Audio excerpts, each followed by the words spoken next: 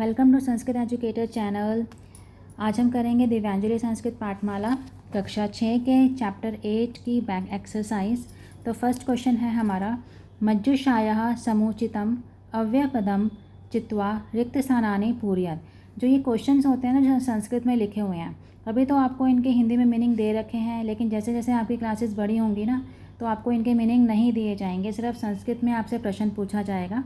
तो आप इनको जितना भी संस्कृत को आप उच्चारण करोगे, यानी कि जितना आप संस्कृत को रीड करोगे और उसको समझने की कोशिश करोगे, तो आगे आने वाली क्लासेस में आपको बिल्कुल भी डिफ़िकल्टी नहीं होगी।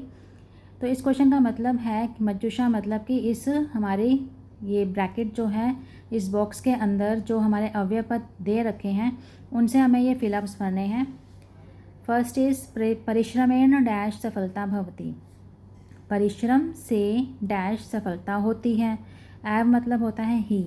परिश्रम से ही यानी कि मेहनत से ही सफलता होती है, सफलता प्राप्त होती है। डैश आम वृक्षः डैश कोकिलः। यत्र, यत्र मतलब जहाँ, और तत्र मतलब वहाँ। जहाँ आम के पेड़ हैं वहाँ कोयल हैं। ठीक है, जहाँ आम के पेड़ होते हैं वहाँ पर कोयल होती है। रमेशः डैश उत्तिष्ठति। रमेश डैश उठता है। रमेश प्रातः उत्तिष्ठति, रमेश सुबह उठता है। ईश्वरः डैश वस्ति। ईश्वरः सर्वत्र वस्ति। ईश्वर सभी जगह वास करते हैं, यानी कि सभी जगह ईश्वर हैं। वानरः डैश भ्रमन्ति। वानरः इतस्ततः भ्रमन्ति। बंदर इधर उधर घूमते हैं, या बंदर इधर उधर घूम रहे हैं। सेकंड क्वेश्चन, अर्थैः सह मेलयत। ये हमारे अव्यय पद दे रखे हैं और ये उनके अर्थ यानी कि मीनिंग दे रखे हैं। आपको इनकी मैचिंग करनी है, यानी कि मिलान करना है। ऊपरी, ऊपरी का मतलब होता है ऊपर। अध्य, अध्य का मीन्स आज। तत्र, तत्र मीन्स वहाँ। अपि, अपि मीन्स भी। बहि, बहि मीन्स बाहर। शीघ्रम, शीघ्रम मीन्स जल्दी। ठीक है, ये सारे आपको वर्ड्स के मीनिंग लर्न करने हैं, अव्यय वर्ड्स के। थर्ड क्वेश्चन, प्रदत्तानाम अव्ययानाम हिंदी भाषायाम अर्थम लिखत। यानी कि अब हमारे जो है अव्यय पद दे गए हैं, उनका आपको हिंदी में मीनिंग लिखना है। अत्र मीन्स यहाँ। तीव्रम मीन्स तेज। इदानीम अब। निश्चय नीचे। सायं शाम को। च और। किमर्थम किस लिए। कुत्र कहाँ।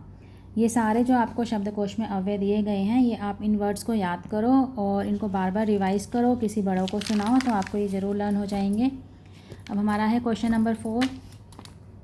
कोष्ठके प्रदत्तेषु अव्ययेषु शुद्धम विकल्पम चित्वा रिक्त स्थानम पूरयत।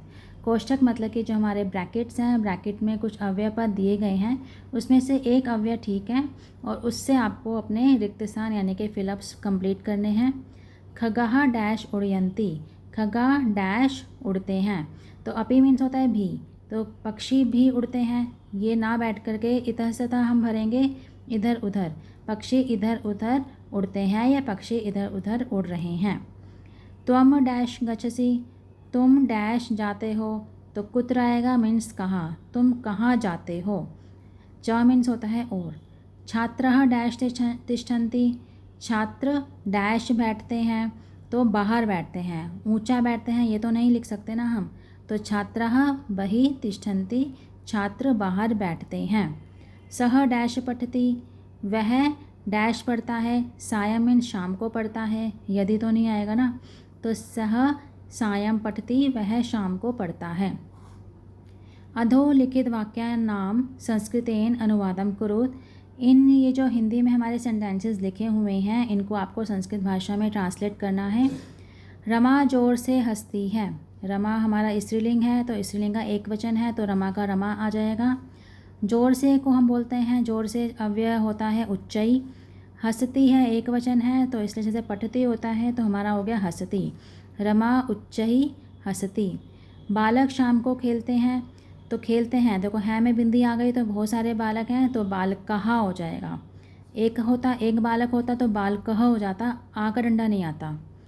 शाम को हम बोलते हैं सायं, और बहुत सारे हैं तो क्रीड धातु लगेगी खेलने के लिए, तो हो जाएगा क्रीडन्ति। बालकः सायं क्रीडन्ति। तुम कहाँ पढ़ते हो, तुम की संस्कृत होती है त्वम। कहाँ की कुत्र, और पढ़ने की होती है पठ धातु, तो तुम है तो हमारा मध्यम पुरुष का एक वचन हो जाएगा पठसी, त्वम कुत्र पठसी। राघव और चिराग घूमते हैं, राघव राघवः, चिराग चिरागः। और की संस्कृत होती है च, और चिरागः के पीछे लगेगा। मैंने पहले ही बताया है कि संस्कृत में जो च होता है वो हमारे वर्ण के पीछे लगता है, बीच में नहीं लगता है। घूमने की संस्कृत होती है ब्रह्म धातु, और 2 जने हैं तो भ्रमतः हो जाएगा, राघवः चिरागः च भ्रमतः। रचनात्मक गतिविधि इसमें क्या है, इस शब्द जाल में कुछ अव्यय पद दिए गए हैं, बाएं से दाएं भी और ऊपर से नीचे भी। ठीक है, तो फर्स्ट लाइन में हमारा बाएं से दाएं है कदा, सेकंड लाइन में ऊपरी, थर्ड लाइन में यत्र, और फोर्थ लाइन में हमारा यहाँ पर कुछ नहीं है बाएं से दाएं में, फिफ्थ लाइन में है अत्र, 6 में भी कुछ नहीं है, 7th में है हमारा बही। ऊपर से नीचे में हमारा फर्स्ट लाइन में है किमर्थम, सेकंड लाइन में कोई नहीं है, थर्ड लाइन में है यदि, और फोर्थ लाइन में है हमारा अधुना, फिफ्थ लाइन में सायं, और 6th लाइन में है हमारा तहिर। तो मैंने ये सारे लिख दिए हैं, उनके मीनिंग भी मैंने लिख दिए हैं। किमर्थम मीन्स किस लिए, यदि मीन्स यदि, सायं मीन्स शाम को, अधुना अब, तहिर तो, कदा कब, ऊपरी ऊपर, यत्र जहाँ, अत्र यहाँ, बही बाहर। ठीक है, तो ये हमारे सारे अव्यय पद हैं। इसी तरह से हमारा ये चैप्टर यहाँ पर ख़त्म होता है। अगर आपको मेरा चैप्टर से कुछ सीखने को मिलता है, आपके लिए यूज़फुल है, तो मेरे चैनल को प्लीज़ सब्सक्राइब करें और लाइक करें और कमेंट ज़रूर करें। अगर आपको कुछ डाउट लगता है तो प्लीज़ आप मुझे कमेंट करेंगे तो मुझे अच्छा लगेगा, और मैं अपने चैप्टर्स में कुछ और इम्प्रूवमेंट करना चाहूँगी। तो मिलते हैं नेक्स्ट वीडियो में, तब तक के लिए बाय बाय।